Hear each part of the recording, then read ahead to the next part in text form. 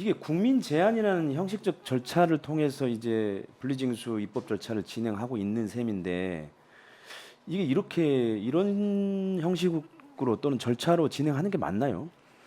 그러니까 대통령령으로 하겠다고 하기 때문에 절차상으로는 문제가 예를 없다. 들어서 문재인 정부 때도 음, 국민시민고 형태로 해서 국민들이 음, 제안하는 게 뭐 몇 명 이상이 되면 의제가 돼서 국민투표에 그러니까 국민들이 참여해서 음, 뭐 나오면 그 청와대 관계자가 그 해당 분야 전문가가 나와서 수석실에 뭐 비서관이나 수석이 나와서 입장을 발표하고 필요시에 따라서는 부처에게 이 정책을 좋은 정책이니까 제도 개선을 해라, 혁신해라. 규제 개혁을 이런 건 했기 때문에 그 방식이 윤석열 정부에 들어서는 국민 제안 형태로 그러니까 누가 제안했는지는 모르겠지만 국민 제안이 됐으니까 이거를 찬반 투표를 하겠다는 형식은 할 수 있을 거라고 생각을 하죠. 근데 저희가 볼 때는 이게 과연 대국민 제안이었는지 아니면 대통령실이 스스로 정한 주제를 온라인 토론에서 붙여서 그거는 높게 나오니까 밀어붙이고 있는 건 아닌지 이런 그거는 의심이 충분히 들거든요. 의혹 제기를 할 수 있다고 보는 게요. 네.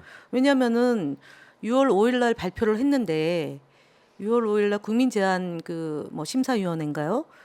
그 열렸다는 시간에 수석 보좌관 회의를 개최하고 있었다는 뭐 제보도 있습니다. 그래서 그 부분에 대한 거는 이후에 그래서 제가 사실은 오늘도 저희 공식 회의에서 상임위원회 회의에서 의견 진술의 기회를 줘야 된다. 우리 위원회의 운영과 관련해서는 위원 중에 한 분이 의안을 제기를 하면 그것을 절차에 따라서 심의 결정하기 전에 충분한 그 상대, 그러니까 예를 들어서 분리 징수를 해야 된다는 주장과 통합 징수를 해야 된다는 주장이 현재 여론으로 제대로 확인이 안 됐거든요. 국민 전체의 여론이. 때문에 그 과정을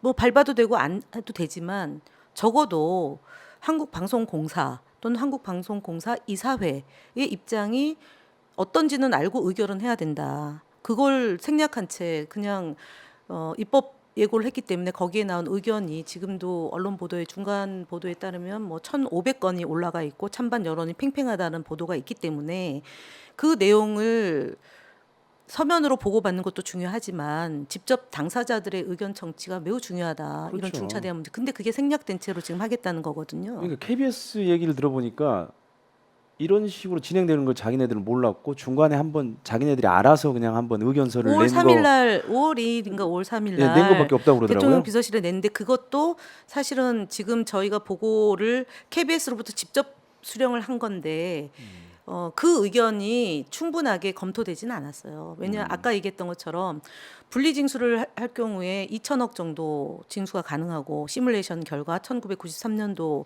기준으로 놓고 보면 그리고 2022년도 기준으로 놓고 보면 6천억 원. 자, 이제 수수료 띄고 그러니까 6천억 원은 그러니까 통합 징수일 경우는 6천억 원을 징수가 가능하고 가능한데. 분리가 될 경우는 2천억밖에 안 되기 때문에 KBS 일은 상업 광고를 할 수 없는 KBS에서 지금 현재 저희에게 약속한 방송 계획과 관련해서 못 하게 되거든요.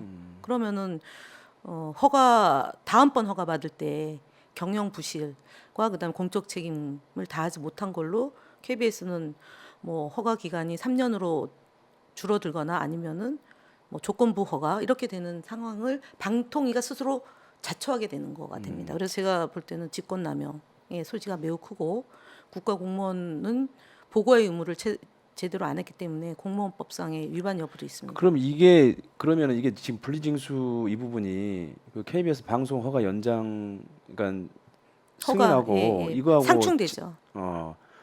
그 굉장히 KBS로서는 굉장히 치명적인 부분인데. 정말 억울하죠. 네. 왜냐하면 지금 이제 저희가 이제 매일같이 시청률 조사를 이제 보고를 받거든요. 네, 아, 왜냐하면 그렇군요. 시청률 점유율이 방송 평가에 반영이 되고 경쟁 상황하고도 음. 반영이 됩니다. 그러니까 실제로 이제 국민들께서 이제 방송이 지상파 방송 아까 말씀드렸던 그러니까 종합 편성된 방송이 지상파로 나오는 게 이제 5번 어디 가나 대한민국 어디 가나 5번 7번, 9번, 11번 요거는 통일이 돼 있지 않습니까? 그렇죠, 그렇죠. 근데 종합 유선으로 볼 경우 예를 들어 인터넷으로 볼 경우는 그 어떤 방송 어떤 IPTV를 갖고 있느냐. 네, 예를 들어서 따라서 SK 다르죠. SK나 뭐, KT나 네. LG에 가입되어 있을 경우는 채널 번호가 다 다릅니다. 맞아요. 예, 어떤 네. 경우는 뭐 YTN을 0번으로 보는 경우도 있고, 그다음에 JTBC를 뭐 5번, 4번으로 보는 경우도 네. 있고, 그다음에 홈쇼핑 채널도 뭐 다양하잖아요. 근데 이 지상파 5번, 7번, 9번, 11번은 공적 자금이, 그러니까 국민들의 굉장히 자금이 중요한 들어간 것 채널이기 때문에 때문에. 네. 앞으로 배치를 해놓고 광고를 못하게 이제 했잖아요. 그러니까 지금 만약에 시행령이 밀어붙이는 식으로 돼서 7월 말에 된다고 가정을 한다면 KBS 입장에서는 방송 운영에 심대한 차질이 오고, 두 번째는 그걸로 인해서 내부의 갈등의 요소가 되는 겁니다. 아니 뭐 벌써 뭐 되고 있는 것 아니 같은데요.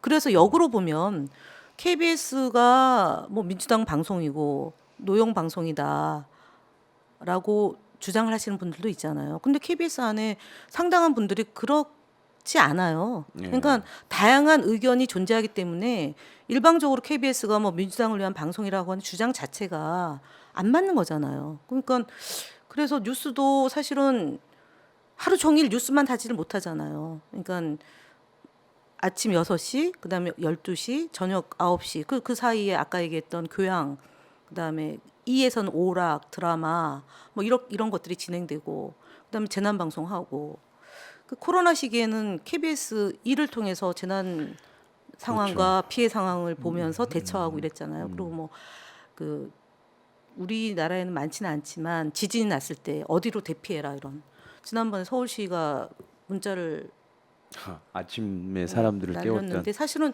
모든 국민들은 라디오를 듣거나 이동할 때 라디오를 듣거나, 그다음에 댁에 계신 분들은 방송을 보는데 그게 주로 9번을 통해서 보는 거지 않습니까? 그래서 지금 벌어지는 이런 일들이 국민의 알 권리, 언론의 자유와 표현의 자유, 모든 국민은 그걸 향유할 수 있는데 이렇게 정부가 간섭하고 좌지우지하면 지원은 하되 간섭하지 않는다는 그런 헌법 정신에도 배치되는 거라고 봐야죠.